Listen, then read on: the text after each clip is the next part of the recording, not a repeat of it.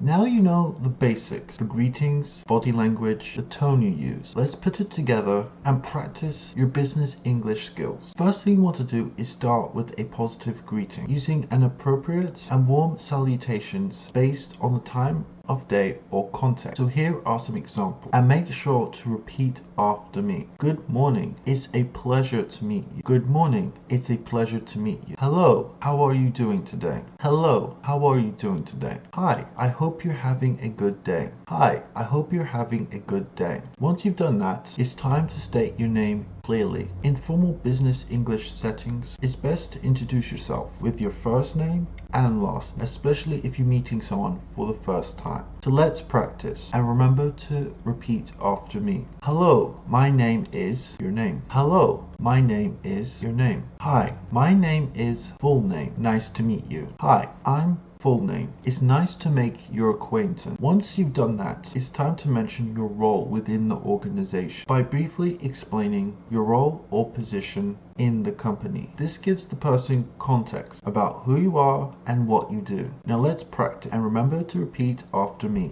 I work at job title at company name. I work at job title at company name. I'm job title at company name. I'm job title at company name. I'm responsible for specific task or area of expertise here at company name. I'm responsible for specific task or area of expertise at company name. Be prepared to explain your role if necessary. If your job title is kind of confusing to people outside of your field, be ready to briefly describe what you do in simple terms. This helps avoid confusion and keeps the conversation flowing nicely. Now let's practice. I handle marketing strategies for our products. I handle marketing strategies for our products. I lead the sales team and help develop new business partnerships. I lead the sales team and help develop new business partnerships. I manage the customer service department to ensure we provide the best experience. Offer a personal connection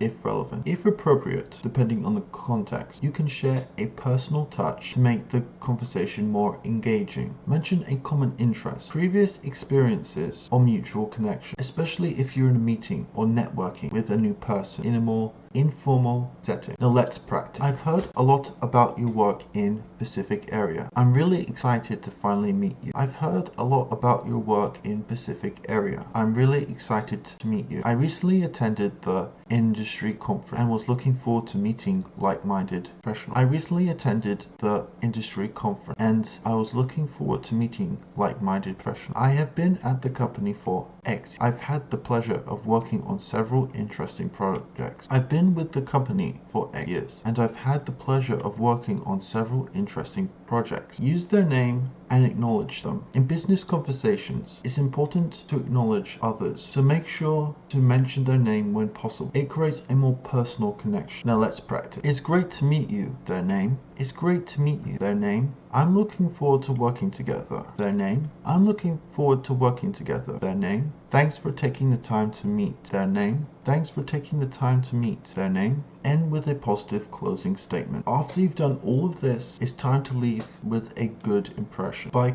ending what you've been saying with an open-ended or positive statement, encouraging further conversation or collaboration in the future. Now let's practice. I'm excited to learn more about your work and how we can collaborate. I'm excited to learn more about your work and how we can collaborate. Please let me know if there's anything I can do to help. Please let me know if there's anything I can do to help. I look forward to connecting with you more. I look forward to connecting with you more. Now here is an example introduction. Good morning. My name is your name. I'm the job title at company. I work on brief descriptions of your responsibilities or areas of expertise. It's a pleasure to meet you. Their name. I'm looking forward to collaborate. How to make a strong first impression. Impression is essential in any business environment. It sets the tone for future interactions and helps establish trust with the other person. So here is how to ensure you come across as confident, approachable, and professional in a business English environment. The first thing is to be confident and friendly. Confidence is the key to making a positive impact. When you meet someone for the first time, your body language, the way you react to situations, play a significant role in how others perceive you. A firm handshake, if culturally appropriate, is extremely important in most English-speaking countries. A firm but not overpowering handshake demonstrates a level of confidence and professionalism. Make sure your hand is dry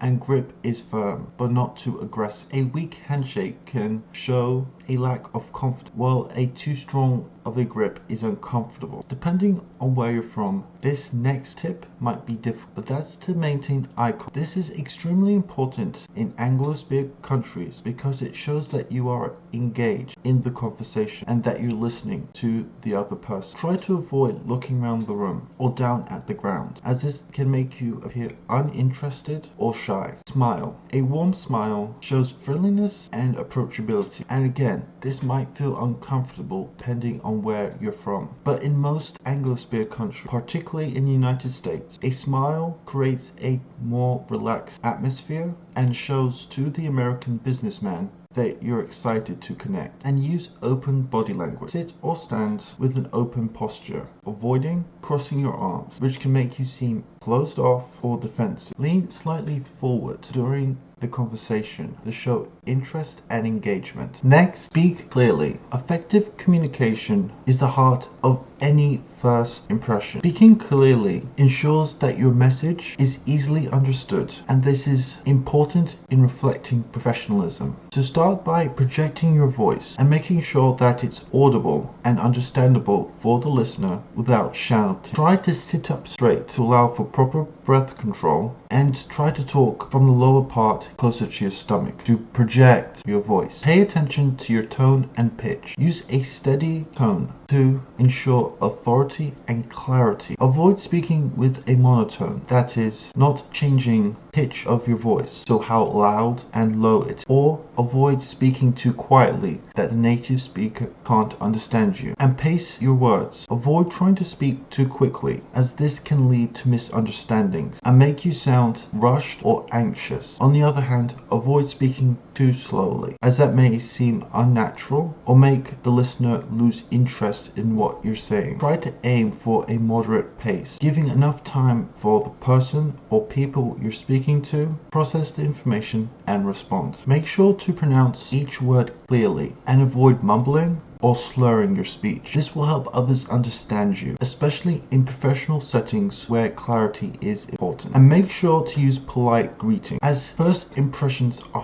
heavily influenced by the way you initiate the conversation. Use a warm greeting like good morning, good afternoon, or a simple hello. The greeting should match the time of the day or the context of the interaction. Next, introduce yourself clearly. So after your greeting, state your name clearly and provide relevant information. So you could say, my name is name and I work at job title at company. If it's approachable, add a personalized touch to your greeting. For example, you can say, it's a pleasure to meet you. I've heard great things about your work. This can help people feel more comfortable and try and break that awkwardness that we all experience when we meet someone new for the first time. And make sure to use their name. In many Anglo-speaking countries, the use of a first name is important as it personalizes yourself and helps people feel more connected with you. So make an effort to remember their name and use it in a conversation. This might feel strange in many countries where the use of a last name or job title are extremely important to show respect. But in many English-speaking countries, especially the United States, the workplace is far more informal, and people might even get offended if you use their last name instead of their first name. So if they say, call me by my name, call me by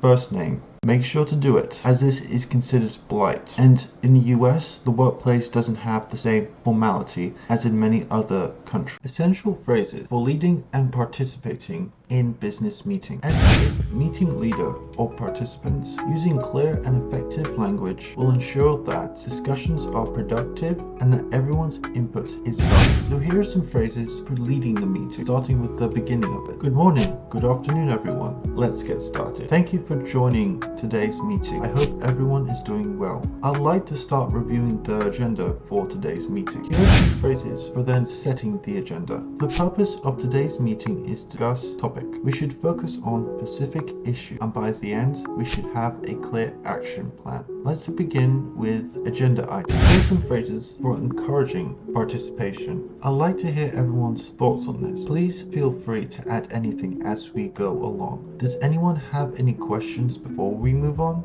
Managing your time during the meeting is also very important, and here's some phrases to do that. Let's make sure we stay on track with our agenda. We're running short on time, so let's move on to the next point. We have X minutes left. Let's try to wrap this discussion up. Soon as you realize it will be time to end the meeting, and you can use these phrases to do it. Before we end, let's summarize the key takeaways from today's meeting. Is there anything else anyone would like to add before we close? Thank you all for your time and input. We'll follow up on the action points discussed. Next, here's some phrases for participating in your meeting. You can start by offering your opinion with these phrases. I believe, idea, or suggestion. In my opinion, we should consider suggestion. I think it's important to also look at aspect. During the meeting, there will be times you'll want to learn more, and you can use these phrases to do that. Could you clarify what you mean by item? I didn't quite catch. Could you say it again? Can you elaborate on specific points? Of course, there will always be times when you agree with someone during the meeting, and to express that agreement, you can use these phrases. I agree with what name just. That's a great point. I think we should move forward with that. I think we're on the same page about this. While you might agree, there will also inevitably be disagreements. And here are some phrases to offer your opinion during a disagreement. I understand your point, but I think we should also consider alternative idea. Well, I see your point. I believe reasoning. I have a different perspective on this. Here's why. Here are some phrases asking for input. What do you think about idea? Does anyone have any feedback or suggestions on this? I'd love to hear other people's thoughts. Tips for effective business English phone communication. Remember to speak clearly and slowly at a moderate pace, especially when dealing with explaining or discussing complex information or technical terms. This helps the recipient understand what you're saying clearly. Avoid background noise. Try to make your calls in a quiet place where there's minimal distraction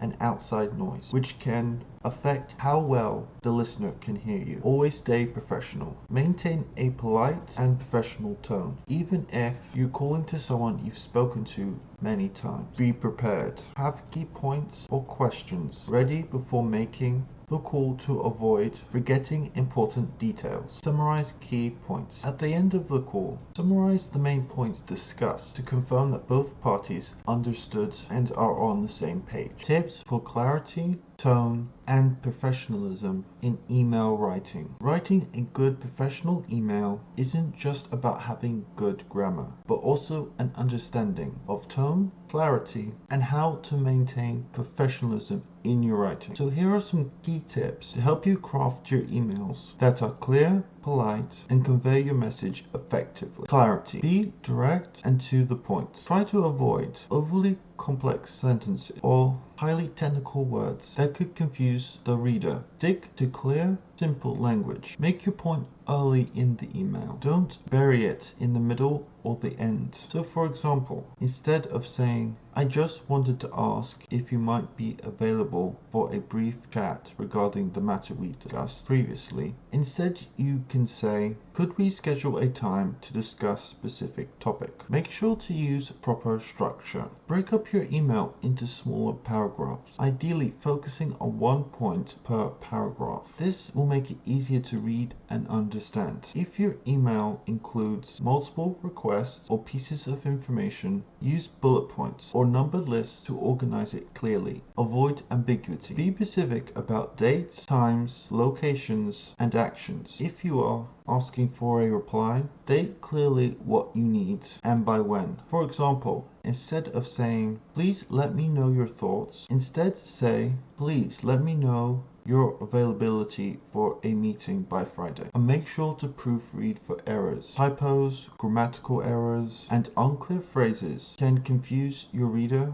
or create a negative impression. Always proofread your emails to ensure clarity and accuracy in what you want to say. Tone. Match your tone to the audience. So as you're writing your email, consider your relationship to the recipient. Change your tone to be more formal with clients and superiors and more relaxed with team members and colleagues. For example, with a superior you would write, "I would appreciate your feedback on the report." But with a colleague you can say, "Let me know what you think about the report when you get the chance." Always be polite and respectful. Remember to always use polite expressions like please, thank you, sorry for the inconvenience, and I appreciate your time. And avoid negative tones. If you're addressing an issue or giving negative feedback, frame it in a constructive way and focus on the solutions instead of the complaints. For example, instead of saying, "This report is full of errors," you can say, "I noticed a few areas in the report that may need further revision. Let me know if you like my help." And be friendly and professional. A smiley face or too casual language can come across as unprofessional in a business email. While being friendly is important, make sure to maintain a balance between warmth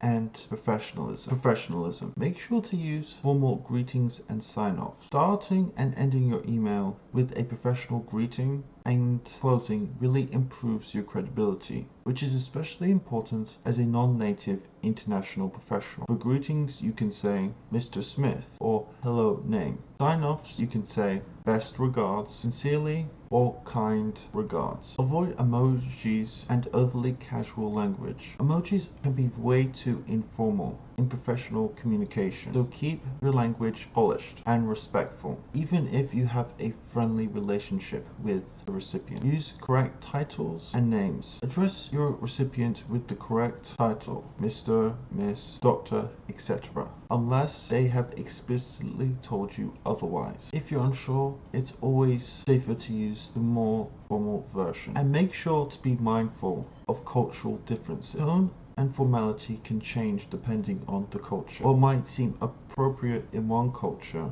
may be too casual in another, and vice versa. If you're communicating with someone from a different culture, make sure to do your research and look up what is acceptable for a professional tone in their country of origin. Tips for conducting a productive business meeting in English. Set clear objectives and really make sure that the purpose of the meeting is clear and that everyone knows what you're trying to accomplish during the meeting. Next, try and encourage open communication and foster an environment where all the participants feel comfortable sharing their opinions and ideas. Stick to the agenda and stay focused on the topics at hand. Try to avoid talking about unnecessary subjects and wasting time. Assign action items at the end of the meeting with clear assignments with deadlines to ensure accountability. And follow up. After the meeting, send a summary email to all the participants with the key points and action items. Keep everyone on track.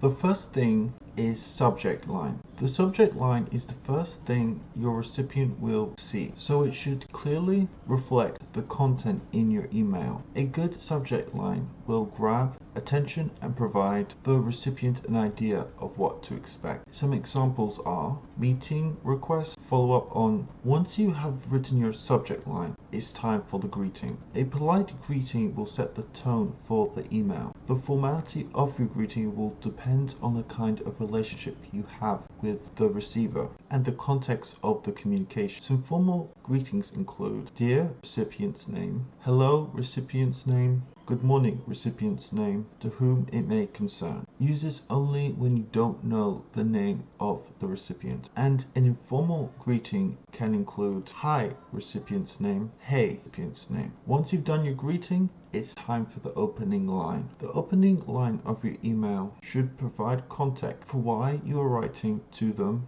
and to give the recipient an idea of what to expect. If this is the first email you've sent to them, make sure to introduce yourself briefly. Some examples include, I hope this email finds you well. I'm writing to follow up on our meeting last. I hope you had a good weekend. It was a pleasure meeting you at event. I wanted to reach out regarding specific topic. Body of your email. Once you've done that, it's time to move on to the body of your email, which is where you will convey your message. Make sure to be clear and concise and avoid long paragraphs. Break the text into shorter paragraphs for better readability. This is especially important since most people read emails on their phone. Make sure to be clear, being specific and direct about what you're writing to them about, and maintain a professional tone. Next is the closing line. This should encourage the recipient to respond or take action. It should express some appreciation or gratitude where appropriate. Some examples include, thank you for your time and consideration. I look forward to your response. Let me know if you have any questions. I appreciate your assistance with this matter. Now, let's go into greater detail for tone, clarity, and professionalism. But first, here's how to manage disagreements diplomatically. Disagreements are part of any meeting. However, handling them with diplomacy and professionalism can maintain a positive atmosphere and encourage collaborative problem solving. Use these phrases to stay calm and respect. I understand we may have different opinions. Let's take a step back and consider all the points of view. I see where you're coming from, but here is my perspective. Another way to handle disagreements is to acknowledge the other person's point of view. And here are some phrases to do just that. That's an interesting point. I haven't thought of it that way. I can see how you might feel that way, but let me explain my reasoning. You raise a valid concern, and here is how I see it. After acknowledging their point of view, you might want to propose a compromise or solution to the disagreement. And here are some phrases to do it. Maybe we can find a middle ground here. How about we try compromise solution and revisit it later? I think we could combine both of our ideas for a better solution. Here's some phrases to keep the discussion focused and avoid arguments. Let's focus on the main issue and not get sidetracked by other points. I think we are veering off topic. Let's stick to the agenda. Can we return to the main issue and address this later? Agree to disagree when necessary. Here are some phrases to agree to disagree when necessary. I think we may have to agree to disagree on this point. It seems that we have different views, but I think we've explored this enough for now. We might need to table this discussion for another. Common business call scenarios. Leaving a voice message. If the person you're calling doesn't answer, you may need to leave a voicemail. It's important to be clear and concise while providing the necessary information during your voice message. The key elements for a good voice message are introducing yourself, saying something like, hi, this is your name from company. Then state the purpose of the call. I'm calling to discuss subject. Provide a call to action. Please give me a call back at this number. And finally, leave your contact details. You can reach me at phone number. Handling a difficult call. Sometimes business calls in English can be challenging, especially when there's a misunderstanding or conflict. So in these situations, it's important to stay calm and professional. Remember, don't get defensive. Acknowledge any issue and then offer solutions. You can say something like, I understand your concern and I'm happy to resolve this. Let's see what we can do to fix this issue. If you don't know the answer or how to resolve it, you can say, let me check on that and I'll get back to you as soon as possible. I don't have that information right now, but I'll make sure to send it to you shortly. Next is transferring calls. If you need to transfer a caller to someone else at the company, it can be nerve-wracking. So here are some expressions you can use to do it smoothly with a polite explanation. I'll transfer you to person's name who can assist you further. Please hold for a moment while I connect you to the right department. Making a business call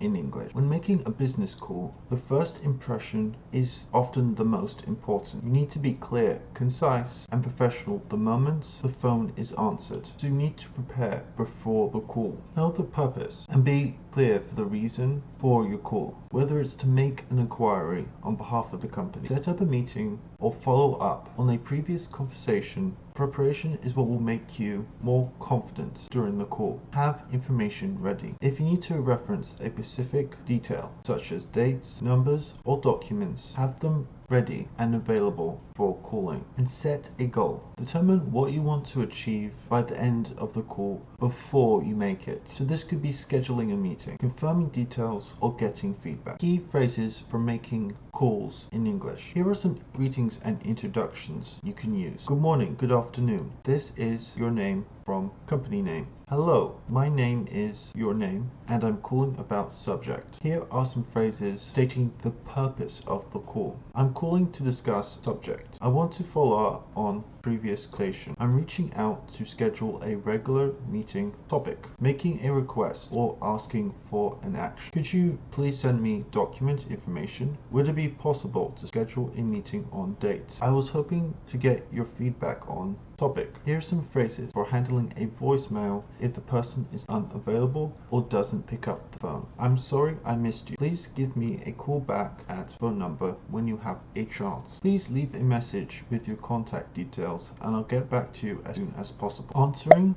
a phone professionally in business English. Receiving a call. When receiving a business call in English, it's essential to be polite, professional, and attentive. How you handle incoming calls impacts how you're perceived in the business world. Answering the phone politely. First thing you want to pick up promptly, especially if from someone important or important company. Try to aim to pick up the phone within 2 to 3 rings, showing attentiveness and professionalism. Then start with a greeting, such as, hello, this is your name from company name. How can I help you? Good morning, good afternoon, company name, your name, speaking. How can I assist you? Handling the call. Make sure to be attentive and focused. Listen carefully to the caller's requests or questions and take notes if necessary to keep track of key information. If you don't understand something, ask for clarification and politely ask the caller to repeat or clarify. For example, I'm sorry, could you clarify that? Could you repeat that last part? I didn't quite catch it. Here are some phrases to put the call on hold if necessary. Please hold for a moment while I check the information. Let me quickly check and I'll be right back with you. Here are some phrases for taking messages. I'm afraid person's name is not available at the moment. Would you like to leave a message? I'll